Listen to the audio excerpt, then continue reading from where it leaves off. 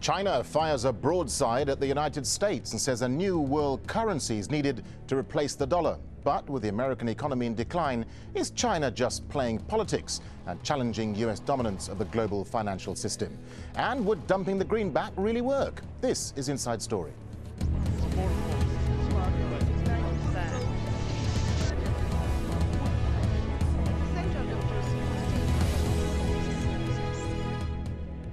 Hello and welcome to the programme. I'm Darren Jordan. The dollar is not stable enough to be relied upon as a global currency anymore. That's the damning assessment from China's top banker as the global recession continues to bite.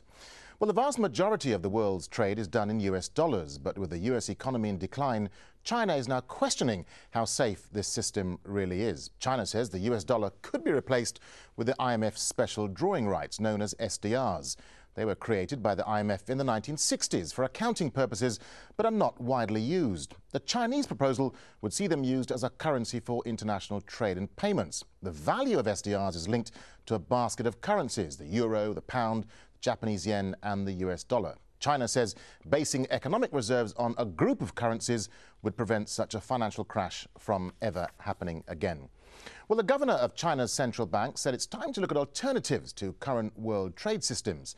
He said the outbreak of the crisis and its spillover to the entire world reflected the inherent vulnerabilities and systemic risks in the existing international monetary system. The desirable goal of reforming the international system, therefore, is to create an international reserve currency that is able to remain stable. But President Barak Obama defended the US dollar. As far as confidence in the U.S. economy or the dollar, I would just point out that the dollar is extraordinarily strong right now. And the reason the dollar is strong right now is because investors consider the United States the strongest economy in the world and with the most stable political system in the world. Well, the timing of China's call has some economists predicting the nation wants a greater say in international financial decisions. The 20 richest countries meet next week in London. China could be taking this opportunity to impress upon the G20 its stability in this time of economic turbulence.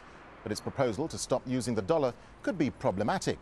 China is the United States' biggest creditor, with the US owing it around $740 billion. And that's only going to get worse as America tries to fight the recession. Just 2 weeks ago, Prime Minister Wen Jiabao also expressed his worries about the value of Chinese-owned assets.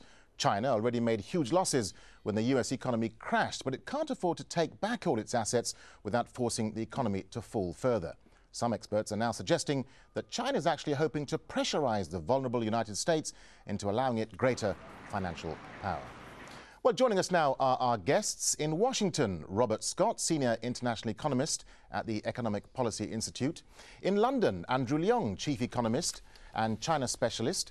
And in Paris, Max Kaiser, financial analyst who writes for the Huffington Post. Andrew Leong in London, let me start with you, if I can. I mean, some analysts say that China wants a bigger voice in the makeup of this new financial world order. Why do you think Beijing is looking to dump the US dollar as the reserve currency now? Well, I think that may not be the main reason, but of course the main reason right now is the real risk that China is seeing a decline of value of the huge savings invested in the U.S. Treasuries. Now, you look at China's proposal, it's not based on the fact that they're seeing the U.S. dollar, the long-term value of the U.S. dollar alone. It is based on fundamental principles, and they refer to the so-called Triffin dilemma, with us back in the 60s, when there was excess U.S. liquidity comes up against the defendability of the gold standard. Similarly, as we're seeing right now, excess U.S. liquidity could well threaten the value of the U.S. dollar in the long term. But at the heart of it all is that the international reserve currencies, they are used not only by China but by the global community of nations. And then the problem is that if you have a single country issuing a currency which is used mainly by all the countries around the world, there is a conflict of objectives, the conflict of goals between the internal monitoring policy of the issuing country and the particular prerequisites that prevail in any particular situation in the world. So it is to address this kind of conflict that China is proposing an SDR, trying to use the nurture the SDR as a kind of sovereign currency. Okay, we'll come back to the SDRs in the second part of the programme, but let's get the wider picture here. Let's bring in Max Kaiser there in Paris. Max, what's your take on this? Does China want a bigger slice in the division of power in the new world financial order?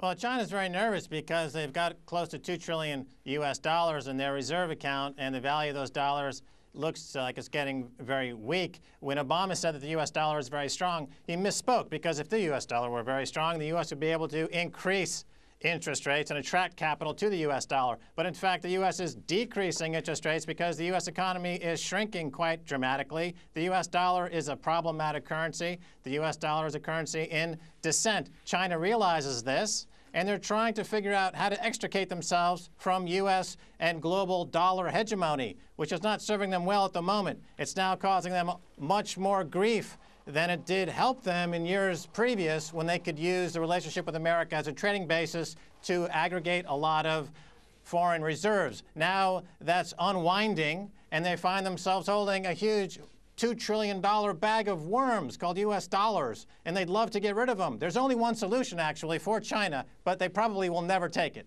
Max, it's an interesting way you've described those trillions of dollars, trillions of US dollars. Let's put that point to Robert Scott there in Washington. Robert Scott, why is China making this call now? Is the US dollar a problematic currency, a bag of worms, as Max Kaiser puts it?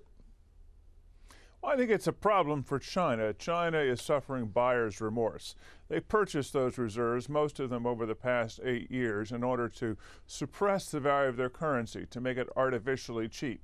This effectively subsidized their exports and created a tax on imports, so China could develop huge trade surpluses. And it's built its economy, the largest manufacturing economy part now in the world, on the basis of this subsidized or undervalued currency.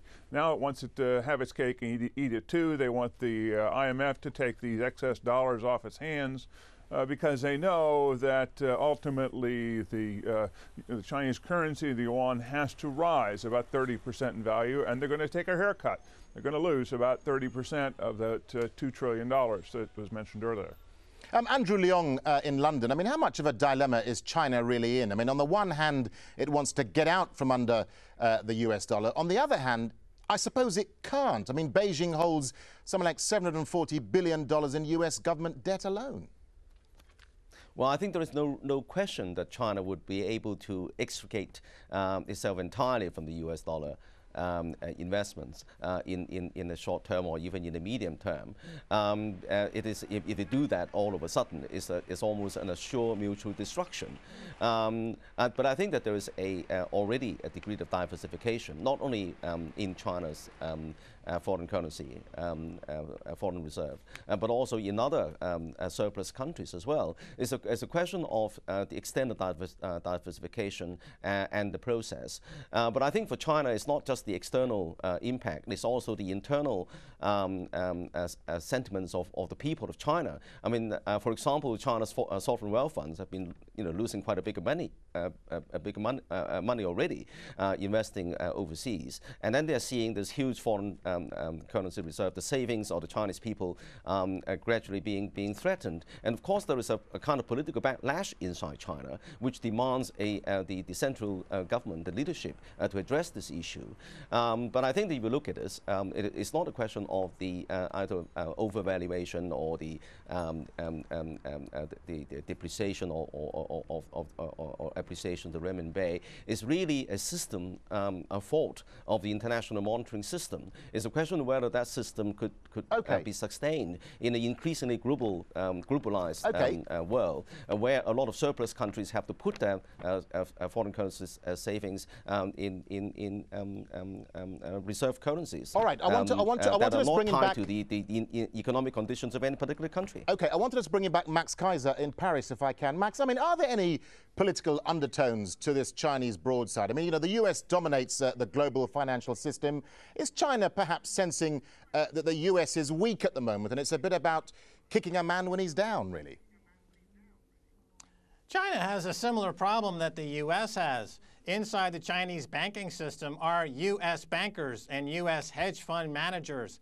The U.S. economy and the U.S. banking system is being destroyed by hedge funds who have carved out the equity and left a shell that is now collapsing. China finds that it has these same hedge funds, these same bankers. They've allowed them into their banking system. You know, one of the biggest investment banks on Wall Street took the biggest Chinese bank public just less than 18 months ago for a huge multi-billion-dollar payday for that bank. Now they're inside the Chinese banking system working against the Chinese people. So the Chinese people have the same problem that American people have. U.S. hedge fund managers operating on their own as rogue traders, destabilizing the economy for their own gain. Look at the statement out of George Soros today. He's having a, quote, good crisis. George Soros and the other hedge fund managers are making billions off the misery of people in China, in America, all over the world. Who's going to address that problem? The IMF? It's an interesting point you make. Robert Scott, what's your take on what Max is saying there? Well, I think Max has an excellent point. I think that the failure to regulate the global financial system is clearly one of the root causes of the current financial crisis that we're experiencing. But I think China is also trying to perhaps put in a preemptory first strike against U.S. efforts to combat unfair trade practices in China as well. There are a number of dumping cases, for example, that are working their way through the system. There is the Buy America provision in the Recovery Act that was passed by Congress last month.